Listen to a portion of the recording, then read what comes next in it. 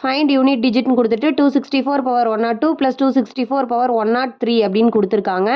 நார்மலாக இதுக்கான ஆன்சர் போகிறதா இருந்தால் இதுக்கு ஒரு ஆன்சர், இதுக்கு ஒரு ஆன்சர் ரெண்டுத்தையும் கண்டுபிடிச்சி ஆட் பண்ணுவோம் இல்லைங்களா? ஸோ இப்போ நான் போகிறது வந்து பார்த்திங்கன்னா இந்த மாதிரி பெரிய நம்பராக இருக்கிற பட்சத்தில் அதோட எண்டிங் நம்பர் பார்க்கணும். ரெண்டுமே வந்து 4ல் தான் முடிஞ்சிருக்கு. அப்போ நம்மளுக்கு இன்னும் சிம்பிளாக முடிஞ்சுது. ஏன் அப்படின்னு பார்த்தீங்கன்னா 4க்கு ஒரு ரூல்ஸ் இருக்குது. ஆல்ரெடி கூட நான் சொல்லியிருப்பேன்.